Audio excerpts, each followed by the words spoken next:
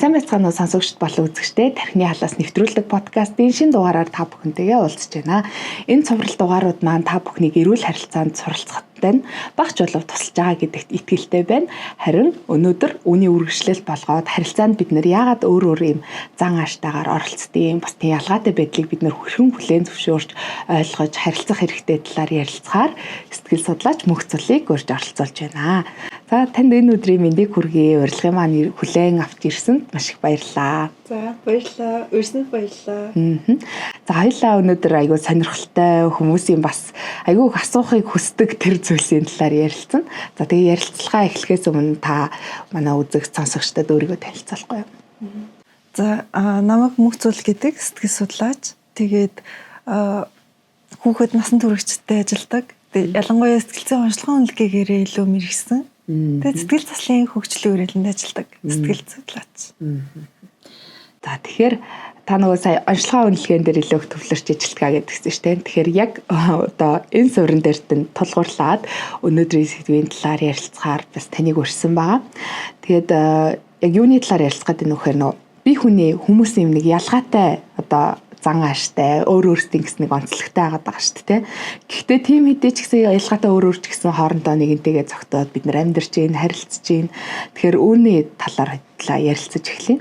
Яг бие хүн гэж яг сэтгэл судлалт ер нь юуг ойлгох юм бэ? Бие хүн гэхээр ингээд ганцхан сэтгэл зүй гэдэг зүйлээр нь эсвэл сэтгэл зүй гэдэг зүйлийг нэг юм бүхэл гэж бас зарим хүмүүс маань ойлгох гэдэг. Тэгэхээр юу бүрэлдээд ер нь хүний сэтгэл зүйг бүрдүүлээд байгаа бие хүн гэж юу гэж ойлгох хэрэгтэй вэ? Ер нь биений тодорхойлолт бол айгүй олон янз байдаг баг. Тэгээ яг хүүхдүүдтэй ажиллаж байгаад насан туршидтэй ажиллаж байгаа тэгэхээр ингээд тодорхой хэмжээний схем болгох хэрэгтэй болдог. Тэгээд энд ер нь бол ингээд сэтгэл судлалын психодинамикийн олон янзын схемүүд ихэнхдээ сэтгэл зүйн онцлогын үнэлгээтэй нэлээд ингээд тохирдог. Тэнгүүд ид эго супер эго гэдэг бүтцээр ингээд ярьдаг. Бас нөгөө Нэнси Маквилямсийн хөгжүүлсэн биений бүтэц байгаа. Яг хэвийн буюу невротик, завсрын, психотик гэдэг гурван түвшнээр ярьдаг. Тэнгүүд яг энэ бүтцээр авч үзэх юм бол бие биенийг илүү тодорхой ойлгомжтойгоор харахад тусалж байгаа. Яагаад гэвэл эхлээд яг хүүхэд төрхөөсөө эхлээд хүмүүстэй яаж харилцаанд ороод бие биений хэв шинж нь яаж бүрдээд энэгчлэр дамжуулаад дотоодоо бигт яаж ингээд хэлбэр төрсөд ороод насанд хүрээд бусадтай ингээд харилцах хэв загвар үүсэж байгаа. Яаж холбогдож байгаа гэдгийг илүү ойлгомжтой тайлбарлахад тусалдаг.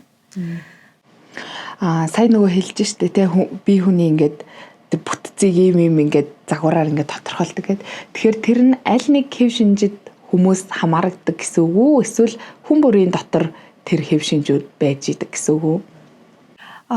Ер нь олон янзын хэв шинжүүд байгаа. Депрессив, эсвэл шизоид, параноид, нарциссист гэх мэтлэн. Ингээд дурдаад байвал олон хэв шинжүүдийг хүмүүс нэрлэнэ. Тэнгүүд яг энэ хэв шинж болгоо ингээд тодорхой хэмжээнд хэсэг бүрээрээ хүний дотор бол байгаа. Их бага хэмжээгээр.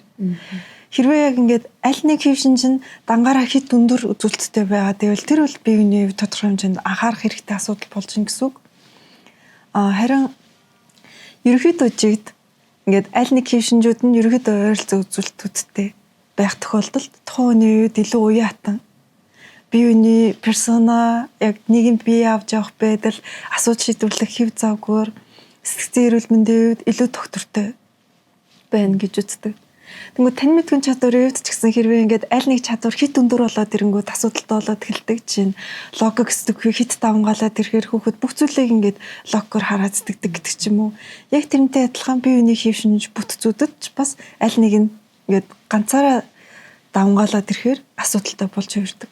Тэгэхээр ер нь бол тэр бүх шинжүүд баг хэмжээгээр ингээд биднэрт бүгдэнд нь л байж идэг. Тийм байгаа. Нарциссист хэв шинж ч гэсэн. Эсвэл бүр нийгмийн эсрэг психопат хэв шинж ч гэсэн байгаа. Тэр хоёлаа энэ сэдв рүү ярихаасаа өмнө би нөгөө сая хэлжсэн шүү дээ та одоо бага наснаас эхлээд ингээд хүн нэг өөрийнхөө бие хүнийг ингээд бүрдүүлж байгаа нэг юм схемээр ингээд явж идэх гээд тэр талаар ярьчаад тэгээд дараа нь энэ хэсэг рүү харуул илүү эмгцэгцтэй юм болов уу гэж бодож ин л та. Тэр схемийг ингээд тайлбарлах юм бол ер нь хүн ингээд ямар үе шатыг дамжаад ямар хөгжлийн ингээд замуудыг дамжаад өөрийнхөө тэр бие хүн гэдэг зүйлийг ингээд бүрдүүлээд байгаа юм бэ? Яг ерөнхий ингээд нөгөө Пиажегийн онол ч юм уу эсвэл Эрик Эриксоны хөгжлийн тухай ярил яг ингээд насны үечлэлээр тодорхой зурвал гараад ирэх баг. Психодинамикаар хүүхдтэй ажиллаж байхад хамгийн ихэнд хардаг схем юу вэ гэхээр объект харилцаа. Энэ нь яг ингээд би бусадтай яаж харилцдаг вэ? Би өөртөө яаж харилцаж байгаа вэ гэдэг нэг юм дотоод зураглал, дотоод газрын зураг гэсэн үг. Яг нялх баг байхаас эхлээд ингээд хүүхдийн эргэн тойронд ихэнхдээ эцэг их асран хамгаалагч хамгийн ойр дотны хүмүүс нь байгаа. Яг энэ хүмүүстэйгээ яаж харилцаа үүсгэж байгаа вэ гэдэг дээр суйрлаад үүсдэг дотоод оюун санааны загварчлал.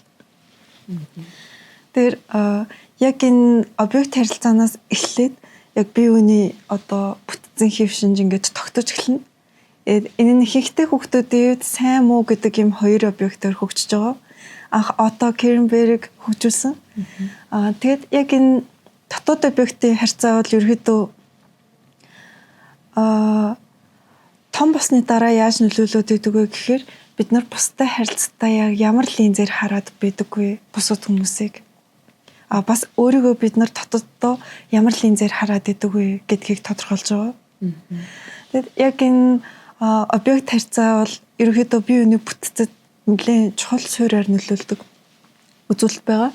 Хэрвээ яг энд асуудалтай байх тохиолдолд хүнтэй ингээд яаж ярьсан гэсэн хэрвээ та ингээд энэ ажлыг аягүй сайн хийсэн биз дээ гэвэл хэрвээ дотоод объект харьцаанд чи ингээд дандаа бүтлгүүддэг чи юу ч ойлгодгүй гэдэг үгээр ингээд хадгалагдсан байх тохиолдолд ингээд хүмүүсээс магтаалын үгийг сонссон ч гэсэн ерөөсөө ингээд яг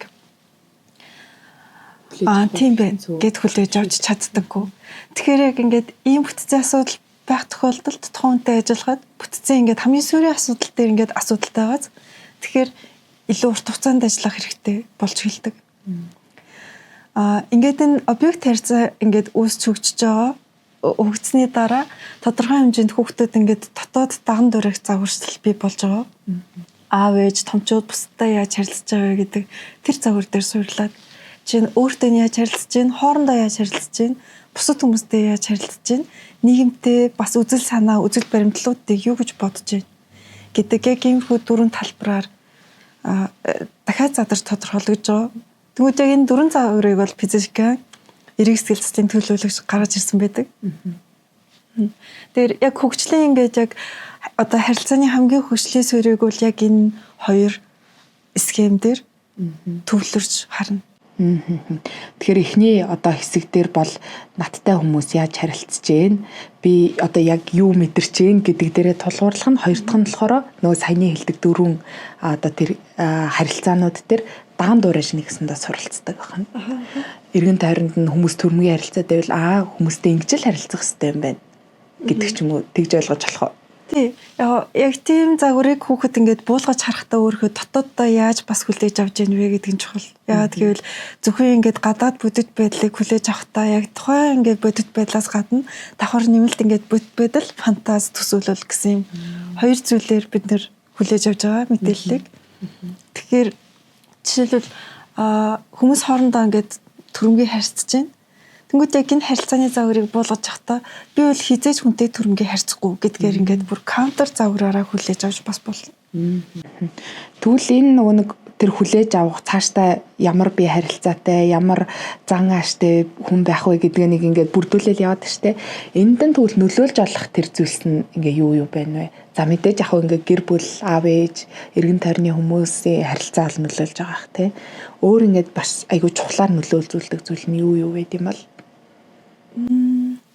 Ерөөдөө яг аав ээж гэр бүлийн харилцаа хамгийн чухал байгаа. Тэгээд энэ яг харилцааг ингээд задлаад авч үзэх юм бол нэлээ олон юм давхраг үзүүлэлтүүд гарч ирээд байдаг. Тэгэхээр эхлээд хүүхдтэй харилцахдаа бот байдлыг хэр зэрэг ойлгуулдаггүй. Ер нь бот байдлын мэдрэмжийг хүүхдэд хэр зэрэг бий болгож байгаа вэ гэдэг нь чухал. Бас хүүгээ ингээд хүүхдийн биеийн адилтгал гэж байгаа. Биеийн ялгамж, бас биеийн адилтгал ер нь бол би хэм бэ гэдэг тухай ойлголт. Яг энэ ойлголтыг ингээд эргэн тойрны хүмүүс яаж өгч байгаа вэ гэдэг нь чухал. Тэр нь юу гэсэн үг вэ? Одоо биеийг нөгөө адилтгах гэдэг нь. Жишээлбэл би сайн өгөхөд гэдгээс эхлээд би хичээлэгтээ тоогоо хурдан боддог. Эсвэл би ажилдаа явахдаа бүх юм хариуцлагатай эхлээд бүгдийг ингээд дуусгаад яг цагт нь амжуулдаг. гэдэг ч юм уу. Яг иймэрхүү тодорхойлолтууд ерөнхийдөө олон байх тусмаас. Тэгэхээр яг ингээд ийм тодорхойлолтууд хэдий ч нэ олон байна тэр хэрээрээ сайн. Харин энийг гэр бүлээс яаж өгдөг вэ гэхээр ингээд байнга хүүхдтэйгээ харилцаад эргэн тойрон олон зүйлийн тухай ярилцах гэдэг ч юм уу. Ийм байдлаар аль болох хүүхдийн өөрийн тухай ойлголтыг нь өргөжүүлэх. За тэгээд одоо ингээ бага насндаа ингээд харилцаанаас гэр бүлийнхнээсээ хүүхд ингээд өөрийнхөө хэв загварыг бүрдүүлэх ингээд суурай тавьчлаа. Ер нь хэдийн үед би бусдаас ингээ ялгаатай юм байна. Эсвэл би ингээ бусдаас өөр зан араншинтай юм байна гэдгийг ер нь хүн ойлгож эхэлт юм бол. Яг эхлээд бол хүүхэд ихэнхдээ бага насндаа бол яг бусдтай адилхан талууд юу вэ гэдэг дээр илүү анхаарал төвлөрүүлж идэг. Харин өсвөр наснаас илүү бусдаас ялгаатай байдлуудаа харж эхэлж өөрийнхөө ингээд ялгаатай байдлыг үүсгэхийг оролдож эхэлнэ. Тэгээд тэрний дараа бол адил талууд, ялгаатай талууд аль алиг нь ингээд нэгтгэж хүлээж авдаг болно. Тэнгүүт одоо ингээд өөрийнхөө ялгаатай талууд байдлуудыг одоо ялгаатай гэдэг нь нөгөө зааш ялгаатай одоо байдлууд байгаа шүү дээ. Тэдгээрээ за заримыг нь бол би угаасаа ийм зан ааштай ч гэдэг юм ингээд хүлээн зөвшөөрөхөд амархан байдаг. Гэтэл зарим зан аашин дээр хүмүүс ингээд бусдаа санаа зовох ч гэдэг юм уу нэг хэцүү байдлуудаас тулгараад байдаг шүү дээ. Тэгээ өөрийнхөө зан аашийг яг яхаа ингээд мэдхгүй ч гэдэг юм уу. Тэгэхээр тэр нөгөө нэг би бусдад тийм сэтгэл төрүүлсэн болов би бусдад ийм сэтгэл төрүүлсэн болов гэдэг нэг юм санаа зовох байдлууд дээ шүү дээ. Энэ ер нь хэвийн зүйлээ хүн болгонд байдаг зүйл юм уу эсвэл ингээд бас нэг туршлагатай хүмүүс ч юм уу жоохон ингээд ахмиг настай хүмүүс чи яасан хэрэггүй юм санаа зовд юм бэ гэж залуучуудыг айгүйх ингээд хэлж байгаа байдал ер нь анзаарэгддэг шүү дээ. Тэр логикоор бол ихэнх хүмүүс ингээд яг юу бодоод байгаа яаж ингээд бодоод байгаа гэдгээ айгүй сайн ажигладаг. Эндээ би айгүй санаа зовоод байна. Энэ бол би ихтэй байна гэдэг ч юм уу. Тэгтээ ингээд зарим талуудаа яаж ч чаддггүй. Зарим сул талуудаа өөртөө ингээд ерөөсөө хүлээн зөвшөөрч чаддаггүй гэдэг ч юм уу. Энийг яг психодинамик ойлголтоор бол илүү дотоод объекттой холбож хардаг. Тэр жишээ нь яг дотоод объект хөгжөхдөө ямиг ингээд эхлээд сайн муу гэдэг хоёр талд илүү хувааж хардаг. Тэгэд энэний дараа хөгжлийн хэв загвар динамик нь сайн муу хоёр хоорондоо холилдож болно. Би хичээлээ сайн хийхгүй байгаа ч гэсэн хичээлдээ дуртай явж байгаа гэдэг ч юм уу. Эсвэл би ингээд ажил дээр хүмүүстэй маргалдаад байдаг ч гэсэн би юун дээр ингээд маргалдсан гэдгээ дараа нь тайлбарлаад хэрэг миний буруу байвал би уучлахгүй чаддаг гэдэг ч юм уу. Иймэрхүү маягаар ингээд сайн муу талуудаа хооронд нь нийлүүлж хольж ойлгож байгаа тохиолдолд энэ бол хэвийн. Харин тэр яг энэ хэвийн байдал бол ихэнхдээ невротик буюу хэвийн бүтцээр гарч ирж байгаа. Харин завсрын бүтцээр болоод ирвэл хүмүүс ингээд жимиг ихтэй хар цагаанаар хоёр төл рүү хувааж ойлгох гэдэг. Нэг нь сайн эсвэл муу. Жишээ нь энэ надтай маргалдлаа тэгэхээр би нүнтэй харьцахгүй. Эсвэл ажил дээр би бүтлгүүтчлээ. Би энэ ажлыг хийцээж хийж чадахгүй дахиж гэдэг ч юм уу. Иймэрхүү байдлаар ингээд хоёр төл рүү ингээд төл рүү одоо хитрхи их нэг тал руу нь болгож харах гэдэг шүү дээ. Тэгэх юм бол нөгөө хүний өөрийнх нь сэтгэл дүйцш тэр айгуух сөргөөр энэ нөлөөлөх дараагийн зүйлсийг үсгэх гэдэг шүү дээ. За тэгвэл одоо хоёулаа нөгөө ярилцлагын эхэндээ ярьж эхэлж исэн хүмүүсийн нөгөө бие хүний бүтэц гэдээ ярьжсэн шүү дээ. Эго, суперэго. За тэгснэ бас невротик, депрессив гэдэг ингээд шинжүүдийг ярьжсэн. Тэгвэл хоёулаа энэ хоёр дээр төвлөрөөд илүү хүмүүст тайлбарлаж өгөх. Нөгөө эго, суперэго гэхээр хүмүүс эго гэдэг үгийг айгүй их сонсч ирсэн байх. Харилцаанда энэ айгүй эготой хүн юм эсвэл би айгүй эготой ч гэдэг юм их ярьдаг юм шиг санагддаг. Тэгэхээр хоёулаа энэс эхлээд тайлбарлал. Би нөгөө ярихдаа жоохон товчилж яриад байж магадгүй шүү. Ямар ч гэсэн яг эго, суперэго бол бүтэц. Харин ер нь бүтэц орон зай. Харин невротик завсрын психотик нь бол бүтцийн түвшин. Нөгөө олон дахин ярьсараад нөгөө бүтэц гэж ярих гэдэг байж магадгүй. Ярианда ямар ч гэсэн. Тэгэхээр энгийн бүтцээр харуул эго, суперэго гэд байгаа тий. Хүмүүс иргэдээ эгогийн тухай яг зөв ойлголттой байдаггүй ихэнх нь. Яг эго бол би яг ингэж чадчихээн. Одоо би энд байна. Ийм хийж гин. Ингэж болж гин гэж байгаа ингээд одоо юу хийж чадж байгаа гэдэг төрийг үсгэж байгаа би. Эд бол ихтэй ингээд яг бидний янз бүрийн сэтгэл хөдлөлийн бүсүүд, анзаараагүй өнгөрсөн зүйлүүд, өмнө нь болж өнгөрсөн түүх дурсамжууд гэд ингээд маш олон зүйлүүдийг багтааж байгаа сав. Яг далайн гүний шиг, яг далайн гүнийг бид нэр судалж амжаагүй байдаг шиг яг ийд ч гэсэн тиймэрхүү төстэй орон зайтай. Суперэго бол бид нар ямар болмоор вэ гэдэг ерөөдөө л тийм л дүр яг энгийнээр тайлбарлал. Тэнгүүд яг хүн болгоны үед эго хүчтэй байх хэрэгтэй. Аль болох хүчтэй бат бөх байх тусмаа сайн. Хэрвээ сул эго байх тохиолдолд яг ингээд дотоод байдал дээр ажиллана гэдэг бол айгүй хүн тулж эхэлнэ. Жишээлбэл надаа ямар мэдрэмж төрөөд энэ юунаас болоод байгаа вэ? Би хүнд гомдсон бэлээ. Тэр маань юутай холбоотой вэ? Хизэнээс эхэллээ.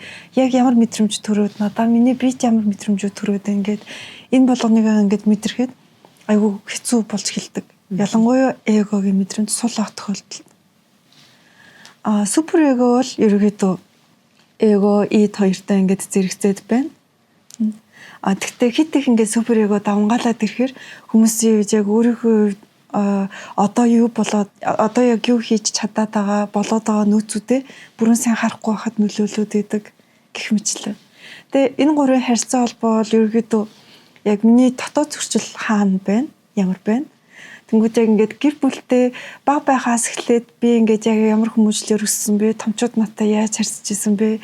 Тэрнтэй холбоотой ингээд миний хүсэл, бусдын хүлээлт хоорондын ямар зөрчилдөөнөөс гарсан бэ гэдг нь бол суперэго ид хоёрын зөрчилдөөн болж идэг. Тэгээд ийм зөрчилдөөнийг бол хүмүүс тэр болгон анзаараад байдаггүй.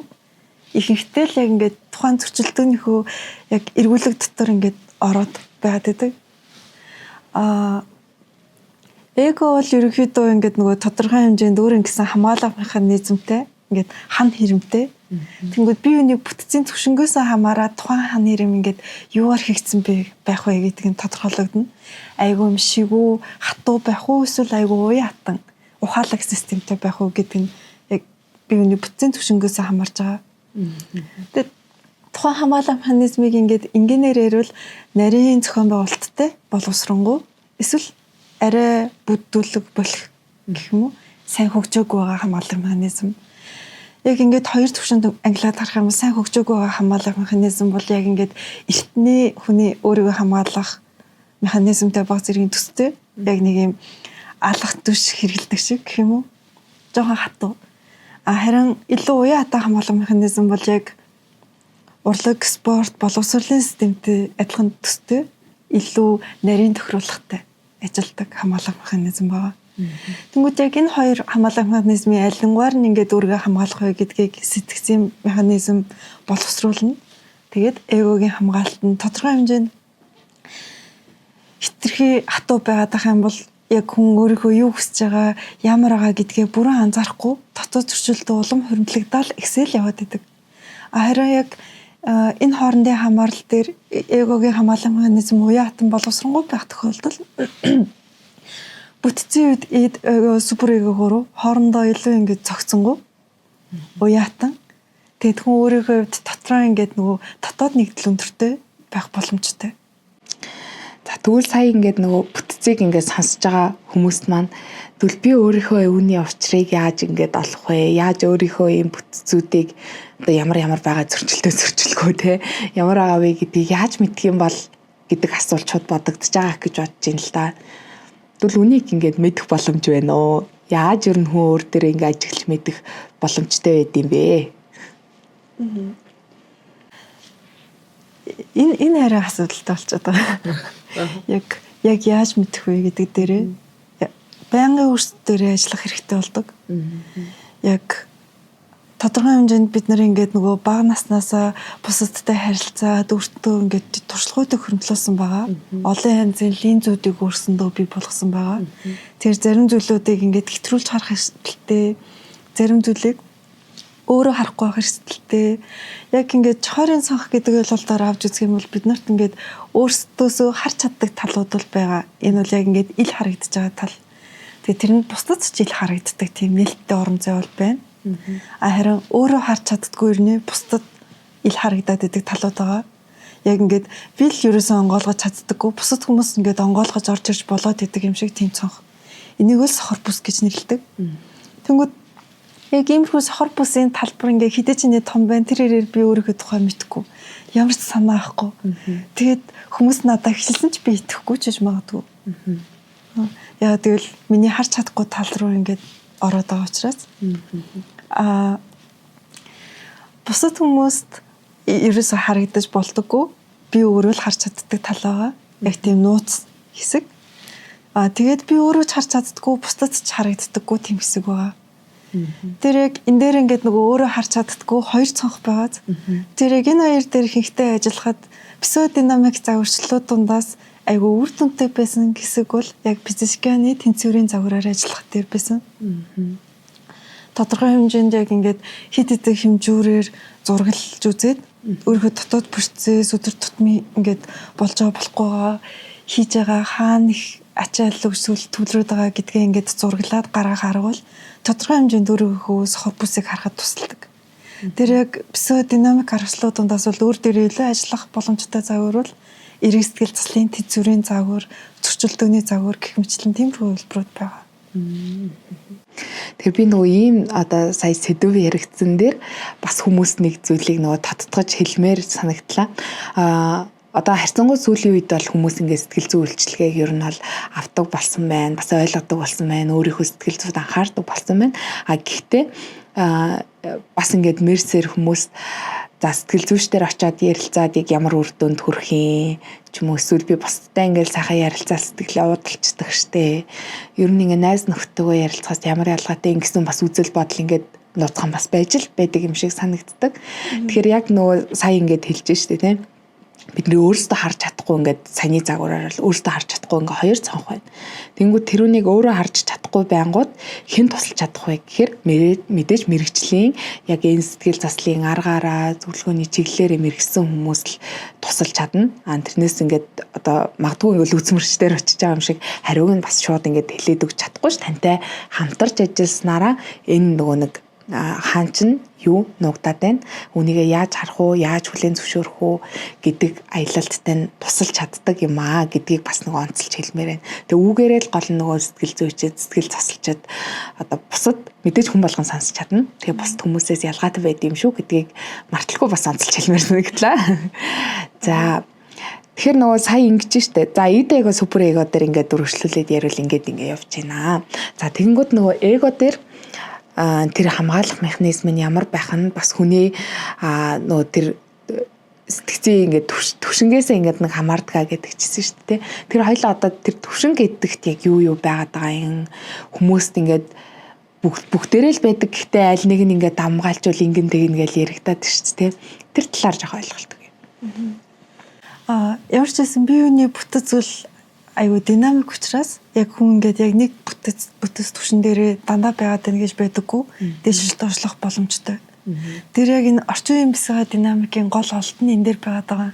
Жишээлбэл яг бие биений хэв шинжийг хит ингээд эмгэг байдлаар тайлбарлахаас зайлсхийгээд онцлог хэв шинж тайлбараар тодорхойлж байгаа нь илүү ингээд нөгөө уяатан бас тухайн хүнтэй ингээд ажиллахад тухайн хүний ингээд сэтгцийн механизм дээр ингээд илүү тусалж ойлгоход дэмтэй болж хувиргаж байгаа.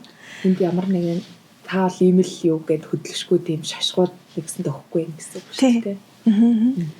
Яг ингээд хэвийн буюу невротик бүтэц дээр хүн ингээд байлаа гэж бодоход тодорхой хэмжээнд хүчтэй аффектив сэтгэл хөдлөлт ингээд орлоо гэхэд завсрын түвшинд рүү буцаж болно. Завсрын түвшин дээр байгаа хүмүүс бас ингээд хүчтэй аффектив нөлөөгөөр психотик түвшин рүү хэсэг хугацаанд ухарж болно. Энэ бол регрессив хамгаалалт механизмын нэг ингээд ажиллах онцлог байгаа. Өөрөөр хэлбэл сэтгцийн өөрийгөө хамгаалах механизм гэсэн үг. Тэгээд яг энэ бие биений бүтэц зүйл ингээд судлаад үзэх юм бол ер нь нэлээд удаан хугацаанд судлагддаг түвшингээрээ яг энийг ингээд мэдээ гэвэл ингээд хэд хэдэн аргууд бол байгаа. Яг Нэнси Маккуилмсийн гаргаснаар тань мэдхийн чадвар, сэтгэл хөдлөлийн онцлог, бүтэц боловсруулалт гэд ингээд бүх талаас нь судалж агаад бүтцийн хэв шинжийг юм байж болох юм гэдгээр гаргадаг. Тэгээ яг тийм наривчлсан үнэлгээг хэлэхэд бол ер нь нэлээд олон цаг зарцуулагдана. Тэгээд ер нь хэдэн өдөр болно гэсэн үг. Ягаад гэвэл тасалж үнэлгээнүүд хийгдэг учраас. Тэгтээ ерөөдөө таамаглалын түвшинд илүү гаргаж байгаа Тэгээд бас яг бүтцийн үзүүлэлтийг эхлээд нөгөө 3 үзүүлэлтүүдээр харна гэсэн шүү дээ. Невротик буюу хэвийн түвшинд байгаа хүмүүс бол яг өөрийн адилтгал, өөрийн бие ялгамж гэдэг ойлголт дээр ингээд айгүй олон ингээд жагсаалтууд гаргацсан байдаг. Би ингэдэг, ийм юмд дуртай, харин ийм зүйлд дургу. Ийм хүмүүс миний өөрийг хүрээд идэг, харин надаа ийм байвал таалагддаг гэдэг ч юм уу. Энэ тодорхойлолтууд бол ингээд маш өргөн үрээтэй байдаг. Энэ нь таалагддаг, харин тэр нь жоохон би дургу гэдэг ч юм уу, иймэрхүү уяатан. Психотик түвшин дээр л энэ бол бараг л байхгүй гэсэн үг. Яг өөрийгөө ингээд юутаач адилхаад айгүй хэцүү байна. Жишээлбэл надаа ингээд айгүй тухгүй байна. Би өндөр барилга дээр очихороо яг нэг давхарт нь байсан ч гэсэн ингээд төгшөөрлөд эхэлдэг. Гүт энэ юутай холбоотой вэ гингүүд зөвхөн ингээд өөрийгөө яаж төгшөөрлсөн, яаж уралсан гэдэг хариултыг илүү яриад байдаг. Харин тухайн ажиглагч эйгөө тийм сайн ажилддаггүй. Чинь надад юу болсон бэ? Миний дотор ямар байсан бэ? Яаж надаа ингээд ийм өндөр барилга? Яагаад ямар учраас айдас төрүүлээд байгаа вэ гэдгийг ерөөсөө ойлгодгүй илүү ингээд реактив хариултлын байдлаар хараад идэг. Невротик хэвийн түвшин дээр бол илүү яг ингээд нөхцөл байдлыг боловсруулахдаа дотроо тунгаах тэгэд илүү инсайт чиглэсэн. Чинь би ингээд багтаа яг ингээд төрж ирсэн учраас яг өндөр барилгад дунд ингээд явж байхдаа төрж ирсэн учраас ингээд айцтай болсон юм биш үү? Миний одоогийн найз чинь яг нөгөө 6 настай хүүхдээ айцсан юм байна гэдэг ч юм уу. Иймэрхүү маягаар тусгаж ойлгож чаддаг. Тэгээд завсрын түвшин дээр л яг ингээд хоёрдмал яагаад гэвэл хил хязгаарын тутмаг байдал маш их байдаг. Жишээ нь би хаана эхлээд хаана дуусах вэ? Бусад гэдэг бол хаана эхлээд хаана дуусах вэ? Ингээд хаана юугаараа зааглагдж байгаа вэ гэдэг ингээд бүрэн гүйцэд мэдэрдэггүй. Нэг үл ингээд бусдад хит айгүй ингээд өөрөмсөг хандаал барыг яг ингээд өөртөө хандж байгаа юм шиг бусдад хандаал айгүй сайнараа хандаал нэг үл амар идеализац хийгээл эсвэл бүр үнгүйдүүлээл иймэрхүү хамгаалан механизмээр хандна.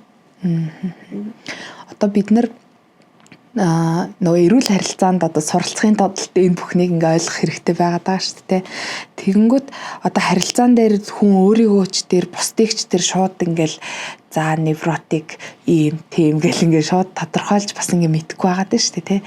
Тэгэхээр яг харилцаан дээр бидний бодит амьдрал практик дээр ингээ буулгаж ойлгох юм бол бид нэр ер нь өөрийнхөө харилцаан дээр ингээд ер нь яах хэрэгтэй юм бэ? Бусдыг ч гэсэн ингээд хүлээж авахтаа бас ингээд яах хэрэгтэй юм бол.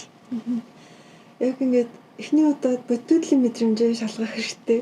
Яг би ингээд төсөөлөл фантаз хоёроо ингээд ялгаж чадчихна уу эсвэл дунд нь ингээд төөрөөд гинэ үү? Өөрийгөө төсөөсөн зүйлээ яг үнэн гэж итгэж гинэ үү? Эсвэл яг ингээд бодит фактэнд итгэж гинэ үү? Жишээлбэл заримдаа бид нэр ингээд нөхцөл байдлыг ургаж боддог шүү дээ. Энэ яг ингэж л бодож байгаа гэдэг ч юм уу. Тэр төсөөлтөө ингээд итгээд үргэлжлээд яваад өгчнө. Яг тэр ингээд эргүүлэг дотор ороод. Тэнгүүд яг үнэндээ ингээд өөрийг нь юу гэж бодож байгаа тухай огт хэлээгүй байгаа учраас ерөөсөө сонсоогүй юм чинь яг өөрийнх нь бодож исэн зүйлээс шал өөр зүйлш байх боломжтой. Тэр хамгийн ихэнд бодит байдлын мэдрэмж хэр зэрэг бодиттой, доктортой вэ? Тэгээд хил хязгаарын үед би яг ингээд бусдын хил хязгаарт хит ороод байна уу? Эсвэл ингээд жимийг дандаа юм хоёр туйл руу хөрвүүлж болгоод байна уу?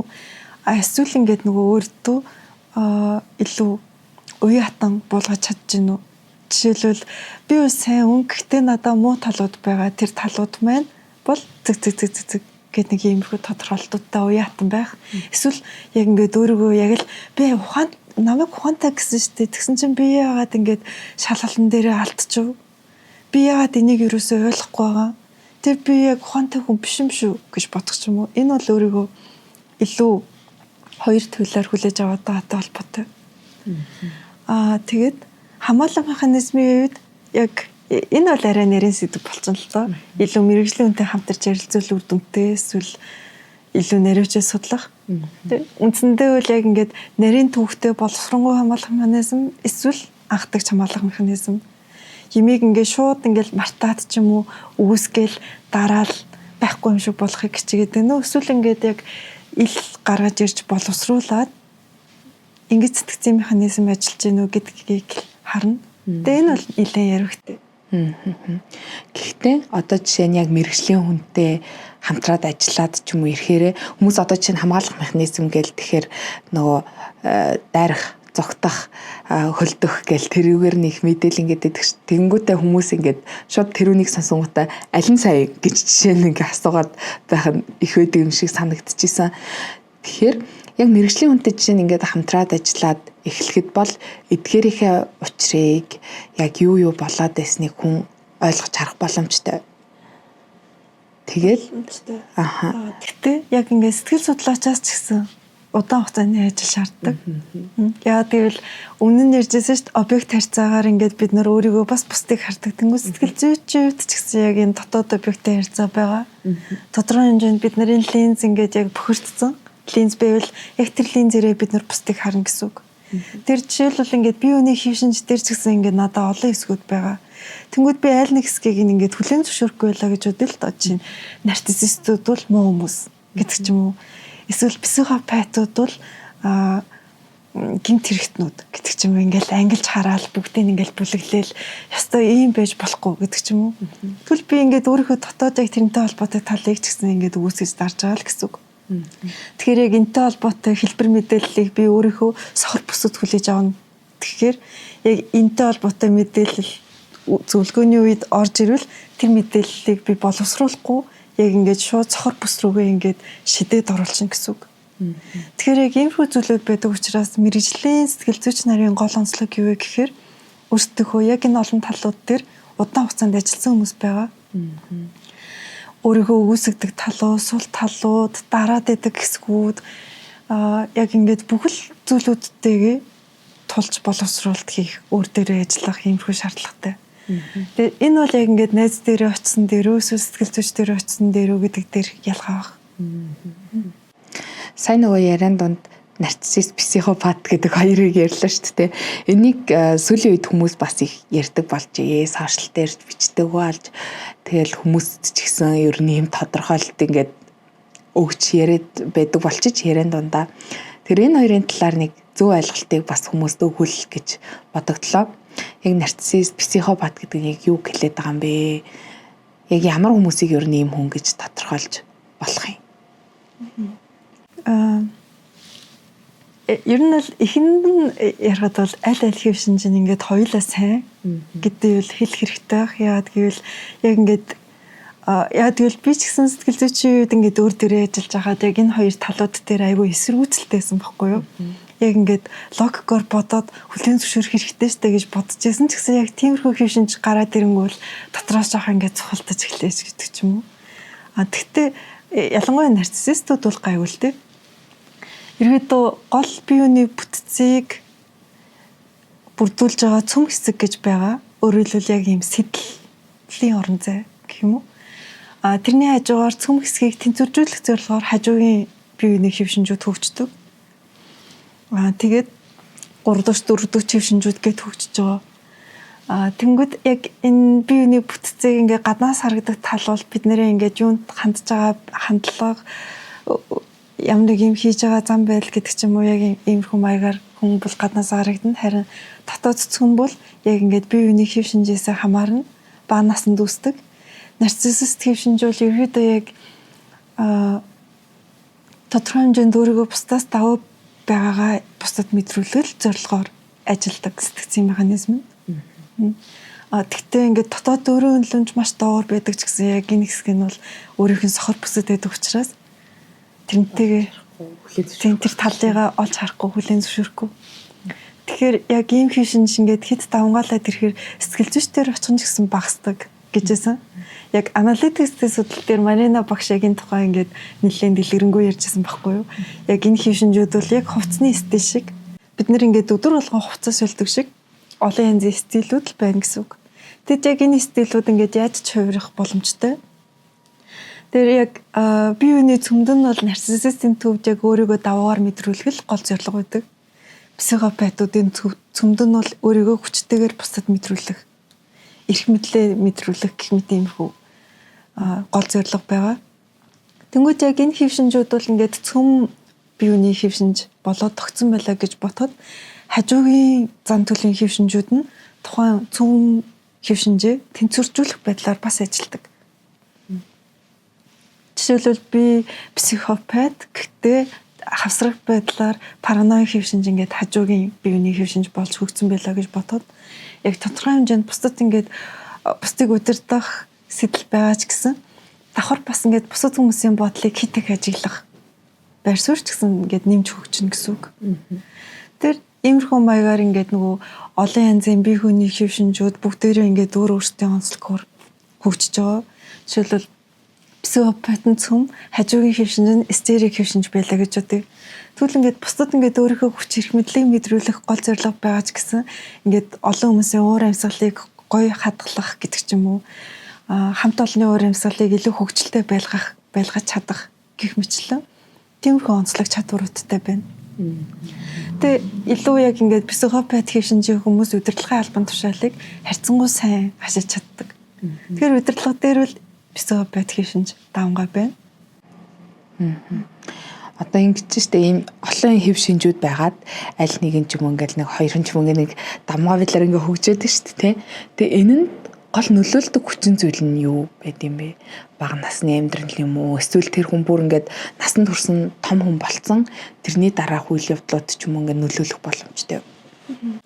Энийг бас Марина багшийн тайлбарласнаар поливори онол гэж байдаг. Энэ нь яг ингээд бидний бие биений хэв шинж яаж хөгжиж байгаа гэдэгтэй холбоотой. 0-1 наснд бол илүү ингээд бие биений амьд гарах одоо инстинкттэй холбоотой хэв шинж хөгжиж яадаг. Жишээлбэл шизоид хэв шинж гэдэг ч юм уу. Тэрний дараа илүү бусадтай ингээд харилцааны тасан зохицол бол төвхтэй байгаа шүү дээ. Томчууд хүүхдэд хүлээлт тавина, шаардлага тавина, янз бүрийн харилцаа үүсгэн. Тэгэд хүүхэд өөрийнхөө ингээд хүслээ биелүүлэхийн тулд бусадтай яаж харилцах вэ гэдэг юм харилцааны хэв загварууд хөгжиж байгаа. Жишээлбэл яг ингээд томчууд хүүхдийг ингээд бүх юм азэгцтэй байлга, ийм бай, тийм бай, сайн хөдөлмөрлөх хэрэгтэй гэх мэт иймэрхүү байдлаар хүмүүжүүлсэн тохиолдолд илүү өлегдүүлийн хэв шинж давмгай байдлаар хөгжинэ. Харин яг ингээд дотоод мэдрэмж өндөртэй сэтгэл хөдлөлттэй хүүхэд байлаа гэж бодоход 0-1 наснд ингээд олон янзын хэрэгцээг илэрхийлж байгаа. Томчууд мэдээж тэр болгоныг бүрэн бол ойлгохгүй.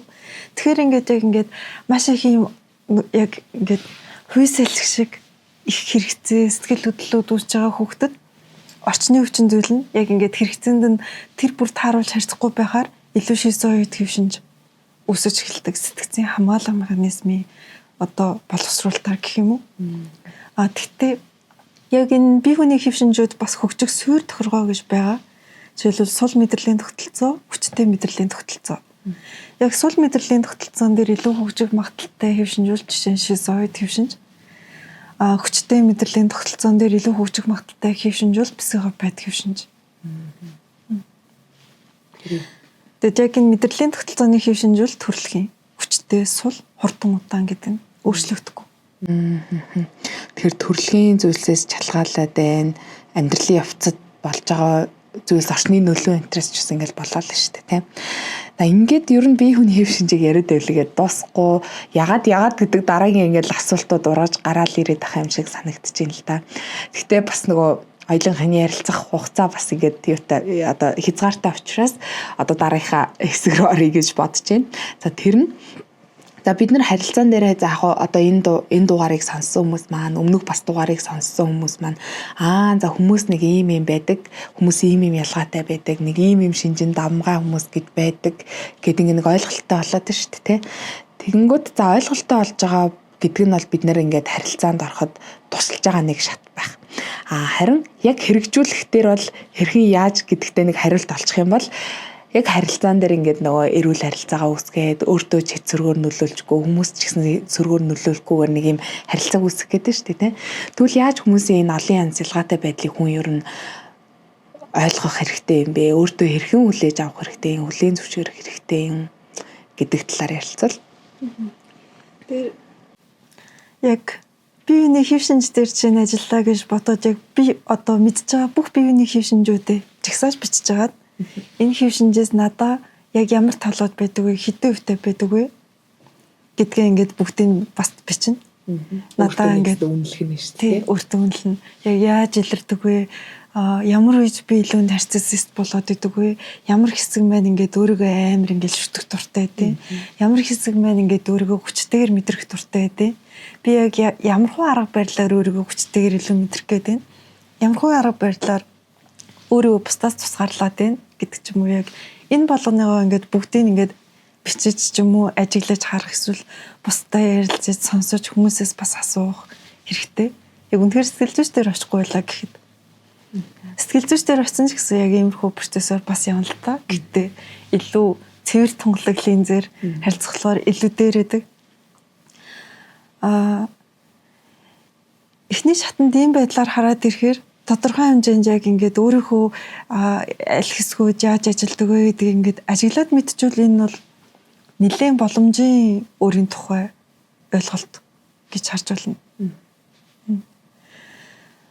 Тэгэхээр яг аль нь надад амгаалаад идэв. Тэгэхээр би юун дээр ингээд алдах гад идэг вэ гэдгээ илүү сайн харах боломжтой болно гэсэн үг.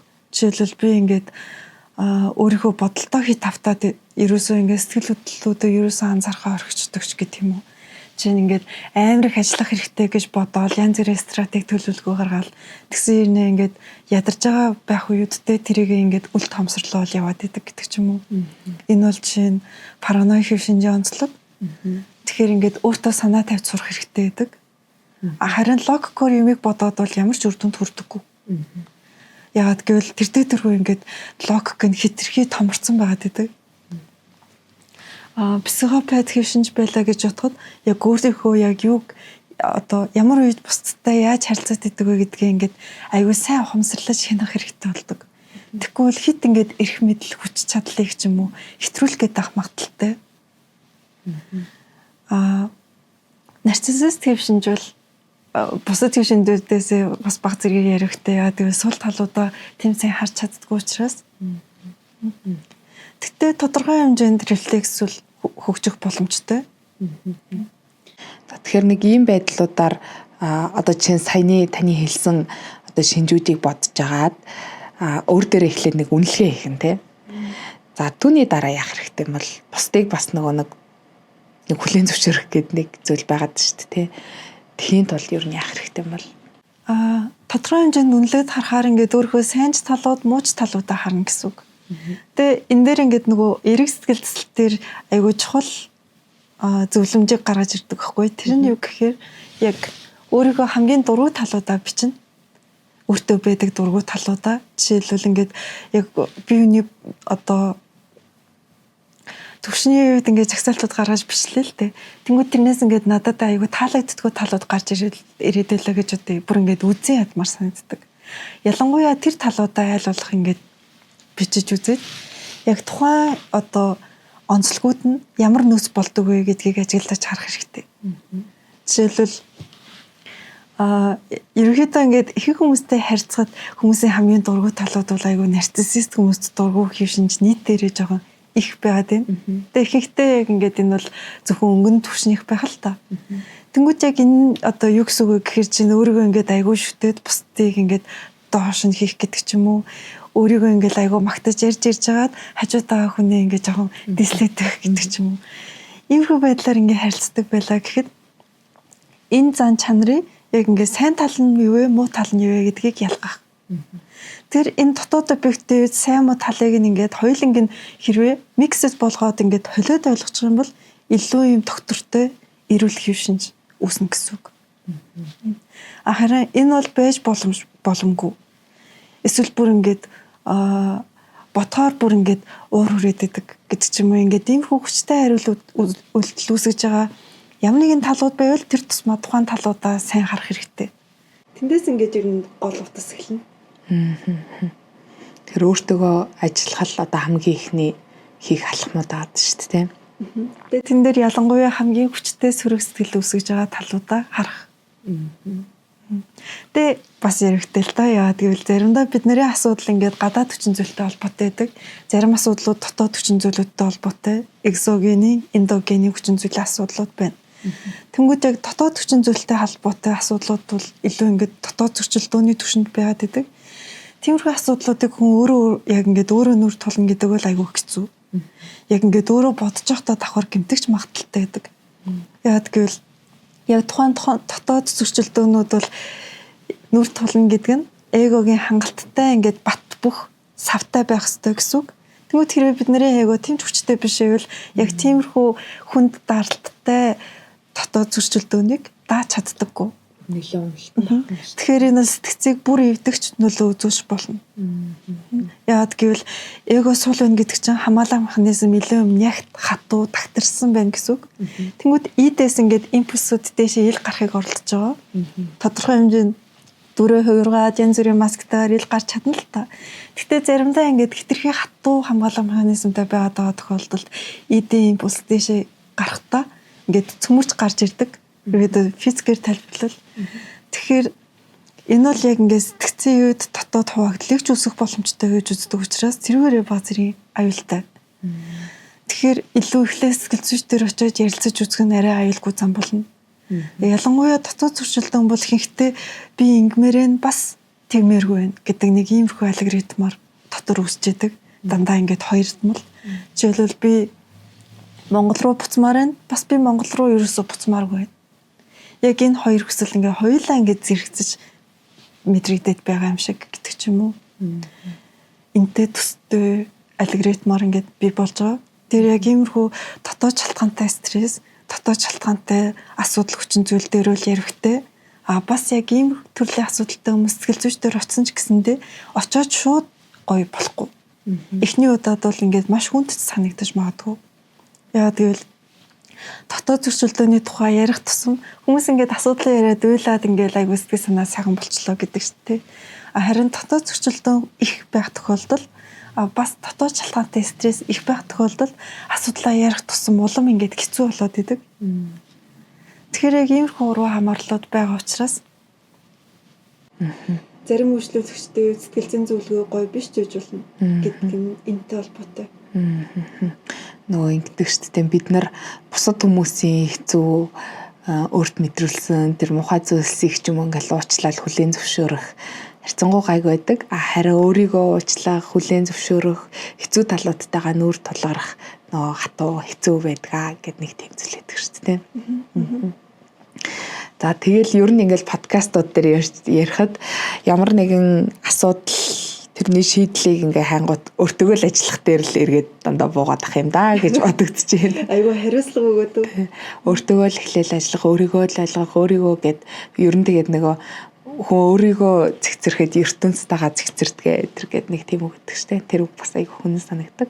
Хоёлаа бас нэг хүмүүс тийм өдөр тутмын амьдралдаа бас хэрэгжүүлж болох нэг тийм зүйлийг бас ингээ зөвлүүл гэж бодож ийн л да. Одоо жишээ нь би нэг нөхцөл байдлуудыг хэрвээ ингээд нэг давхад хэцүү ч юм уу ингээд байх юм бол нөгөө танин мэдхгүй нэг юу гэж хүлээж авч байгаа вэ гэдэг хэв загвар дээр ажиллахыг жишээ нь оролддог байхгүй юу. За энэ нөхцөл байдал за өнөөдөр ингээ үнэхээр тэ надад хэцүү санагдаж байна. Энэ харилцаа ингээ үнэхээр хэцүү санагдаж байна. Гэтэ жишээ нь 7 хоногийн дараа ямар мэдрэмж төрүүлэх бол сарын дараа яах бол жилийн дараа яах бол 3 жилийн дараа яах бол гэхээр ингээ хүчин суларж байгаа юм шиг санагдаг. Тэнгүүд одоо харилцан дээрээ ингээд нэг шийдэл гарах гэж ш тэрэнд маань туслах юм шиг санагддаг. Эсвэл бас ингээд юмсыг нэг харах өнцгөө өөрчлөх гэж оролдогч гэдэг юм уу нэг иймэрхүү аргуудыг жишээ нь хэрэглэхийг хичээдэг байхгүй. Тэгээд үүн шиг өөртөөгөө ч ажиллахад дээр бусад хүмүүсийг ойлгож хүлээн зөвшөөрөхч дээр чинь танд өөртөө хэрэгжүүлж исэн тийм аргуудаас хаваалцж болох болов хүмүүс нэг өдөр тутамдаа ингээд нэг бодоод хэрэгжүүл болохоор ямар ч гэсэн хамгийн ихэнд хүмүүсийн нөөц хэдий ч нөхөн тэр ирээрээ өөр дээрээ ажиллахад амархан байдаг. Тэнгүүд яг тэр нөөцийг бүрдүүлэхэд тусалдаг бодит зүйлүүд бол урлаг, спорт, боловсрол. Жишээлбэл аль нэг тал дээр хүн ингээд өөрийгөө хүчтэйгээр мэдрэх тусам бусдыг хитдээрлэх ч юм уу эсвэл ингээд бусдыг хит доош нь хийх гэх мэт яг иймэрхүү харилцааны ингээд халтардаг хэв шинжүүд үүсгэж багасаад эхэлдэг. Тэгээд энэ бол ер нь нэлээд хүчтэй эгогийн суурь болдог. Тэгээд айгүй олон хүмүүс асуудлаа боловсруулахдаа бие махбодороо ингээд дамжуулж боловсруулаад идэг чинь хоолой нь ингээд зангирчаад айгүй удаах цан тэрийгээрээ ингээд байгаад идэг гэдэг ч юм уу. Стресстэй дэрхээр ингээд хүлэн дагаад өвдөд эхэлдэг. Эсвэл шууд гизний эвүүрэхэд эхэлдэг гэдэг ч юм уу. Яг иймэрхүү хүмүүс бол асуудлаа боловсруулахдаа бие махбодороо психосоматикаар боловсруулж яах гэсэн үг. Тэнгүүд яг энэ дээр илүү тохиромжтой харвал өөрийнхөө ингэж ерөөсөө хизээч хийж байгаагүй тиймэрхүү хөдөлгөөнөө хийх. Айгу утгагүй хар гарын хөдөлгөөн бүжиг бүжиглэх ч юм уу. Тэгээд ирэхээр ингээд нөгөө бие махбод булчинд тодорхой хэмжээнд ой санамж гэж байгаа. Тэнгүүд гонигтай байгаа үед цочирдолд орсон үеуд бүгд тодорхой хэмжээний ингээд дурсамжийг бие махбодод агуулж байгаа учраас яг тэр хөдөлгөөн постураараа бид нар ингээд хадгалагдаад удаан байгаад идэг. Тэгэхээр бие ингээд сайн суллж сонголт хийгээд ерөөсөө өөрийнхөө ингээд байнга хийдэггүй усны хөдөлгөөний дагаж хийх ч юм уу. Тэрхүү байдлаар хийх нь тодорхой хэмжээнд бие ингээд чөлөөтэй болоход туслана. Зарим хүмүүс ингээд ажил хийж байгаагаараа ингээд бүх асуудлаа шийдэж гин гэж бодоод байдаг. Тэгтэл яг үнэндээ ажил хийж байгаа нь өөрийнх нь яг үндсэн асуудлын шийдэл огтосоо биш байж болно. Тэгээд зарим хүмүүс ингээд нөгөө асуудал тулгуурвал айгүйх олон хүнтэй харилцах юм бол байнга найзуудтайгаа уулзаал, байнга хүмүүстэй ингээд уцаар яриад холбогдоол тэгжлээвэл ингээд асуудлыг шийдэх чинь гэж бодоод байдаг. Тэгтэл яг үнэндээ заримдаа харилцаа хүмүүсийн үед зүгтэлтэй ч магадгүй. Жин нөхөртөөгөө муудчихгуудаа найзуудтайгаа амар их ярьдаг болоод эхэлдэг гэдэг ч юм уу. Тэнгүүд яг асуудал үүссэн талбар нь ингээд асуудал байгаа хэвээрэлээдэг. Ерөөсөө шийдэгдүү. Тэгээд төр зур аргалал явж байгаа л гэсэн үг байна. Тэгэд иймэрхүү маягаар ингээд яг хийж байгаа үйл болгон маань яг зүгтэлтүү шийдвэрүү гэдгийг сайн ажиглах хэрэгтэй. Тэгэд яг энэ хувилбар бол ер нь эргэсэл төслийн тэнцвэрийн загвар дээр илүү сайн юм тодорхой харагддаг. Тэгээд тэрийг ер нь хүмүүс өдөр тутамдаа хэрэгжүүлэгч боломжтой. За тэгэхээр өнөөдрийн дугаарт маань бүр маш олон хүрээг хамарсан зарим сэдвүүдийн үед бүр нэлээд гүнзгийрөө орсон. Би тэгээд хүмүүсийг бас нэг хоёлаа нэлээд нөгөө бие хүний талаар ярьж байгаа учраас эдгээрийг нөгөө өөр үгээр орлуулж хэлэх боломжууд байхгүй байгаад байна шүү дээ. Тэгэхээр мэргэжлийн хэлхүүд ч гэсэн нэлээх ингээд орлоо. Тэгэхээр хүмүүсийг сонсомоор ойлгоогүй эсгүүдээ ч юм уу дахиад энэ юу гэсэн үг юм бол гэд яг нэг нэр томьёо дээр гацж байгаа эсгүүдээ дахиад нэг сонсоод үзээрэй гэж бодож जैन. Тэгээд ойлгох юм бол бид нар яг хөө мэдээж өөрсдөө ингээд шууд миний сэтгэл зүй бүтцэн маань юм төвшин маань юм гэж чадахгүй ч гэсэн нөө ихний юм ойлголттой болно гэдэг чинь мэдлэгтэй болно гэдэг чинь бүх юмний бүр маш том ингээд суурайдаг шүү дээ. Тэгэхээр тэрэнд нь туслана гэдэгт бол би үнэхээр их итгэлтэй байна. Тэгээд маш их зүйлийг ойлгож авсан. Өстой тархиндаа их зүйлийг халаалсан дугаар боллоо гэж бодож байна. Тэгээд цаг хугацаагаа зарцуулаад үзэг сонсогчд маань надад бас энэ олон зүйлсийг хуваалцсан, тийшин зүйлсийг ойлгуулж өгсөнд маш их баярлалаа. Таны цаашдаа ажилд амжилт хүсье. За баярлалаа. Тархины албаас нэвтрүүлэг подкастын энэ удаагийн дугаар энэ түрээд өндөрлж байна. Нэвтрүүлэг подкаст маань сар бүрийн 15:30-нд та бүхэнд хүрж байгаа. Тэгэхээр энэ өдрүүд хэдийнэ та бүхэн танил болсон гэдэгт итгэж байна. Эдгээр дугааруудыг сонсоод эрүүл харилцаанд суралцахтай нэг алхамж гэсэн дэмжлэг тусалцаа болж байгаа гэдэгт итгэлтэй байна. Дараагийн дугаараар уулзлаа. Түр баяртай.